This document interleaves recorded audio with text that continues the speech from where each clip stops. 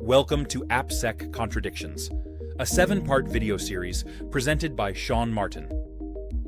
The goal: to explore the gaps between promise and reality in application security. In Part 5, we look at why most AppSec champion programs fall short, and what it really takes to build a lasting security culture. Security culture isn't built through posters or single trainings.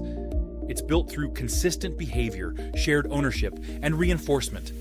But most teams still rely on awareness, not action. The data shows intent without impact. Most companies have programs, but few measure success or invest in champion enablement. Without time, training, or recognition, engagement fades, and risk stays the same. Awareness training boxes get ticked, yet developer habits and leadership incentives rarely change.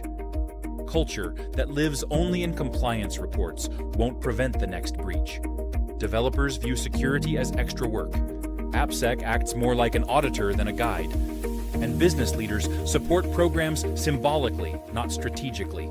Until incentives, collaboration, and metrics align, culture can't connect. In Sean's view, security culture fails when it's treated as a side project. Champions need empowerment, not slogans, ownership, not oversight. The fix starts when organizations embed security into goals, rewards, and daily practice. For a deeper dive into this contradiction, read the full companion article in the Future of Cybersecurity newsletter, and subscribe to follow the rest of this series.